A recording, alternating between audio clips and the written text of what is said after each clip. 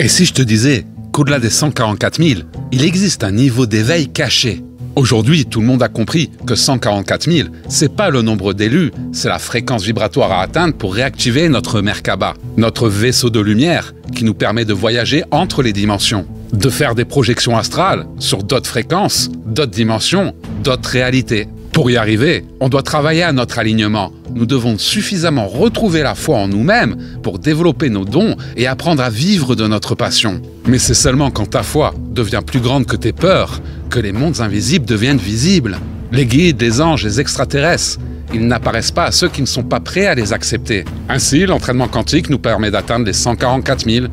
En gros, notre fréquence vibratoire devient suffisamment élevée pour se rappeler de nos rêves, pour se rappeler des autres réalités. La nuit, ton moi supérieur bosse autant que toi la journée. Ainsi, tu commences à avoir des souvenirs de tes activités la nuit dans le monde astral et dans le monde céleste. Tu commences à te rappeler que tu es un esprit, un ange, un être de lumière qui a choisi de s'incarner sur Terre, dans cette simulation que nous avons nous-mêmes créée. Tu passes sur un autre niveau de conscience. Tu redeviens le joueur derrière la manette. Tu rencontres les anges, les guides, la Fédération Galactique, les Elohim, qui te révèlent tous les secrets de la Terre, comme tous ces messages que j'ai canalisés et transmis dans mes vidéos. On pourrait déjà se dire qu'atteindre ce niveau, c'est énorme. Pourtant, il existe un autre niveau caché au-delà des 144 000. Quand tu atteins un certain niveau de conscience, un chemin vers Shambhala commence à se dessiner devant toi. Durant le Dryas ancien, cette guerre Anunnaki qui a dégénéré, causant le déluge et une montée des océans de plus de 120 mètres, n'a pas détruit l'Atlantide.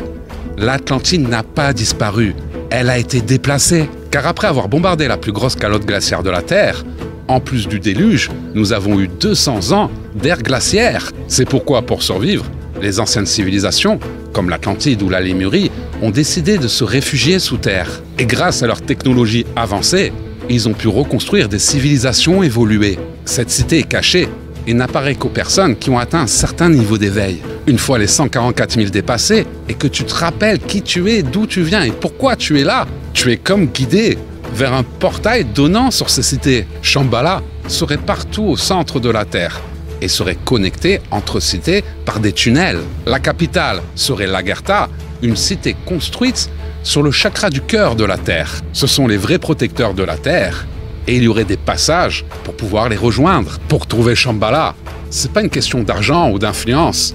Ça dépend juste de ta capacité à écouter ton cœur, à faire confiance à ton âme. Et si je m'intéresse à Shambhala aujourd'hui, c'est parce que le portail 999 a changé ma vie. En Thaïlande, de nouvelles lois ont été mises en place, m'obligeant à m'en aller. Et la destination vers laquelle la vie m'a orienté, c'est le Laos. Alors j'ai fait des recherches pour comprendre pourquoi on m'envoie au Laos.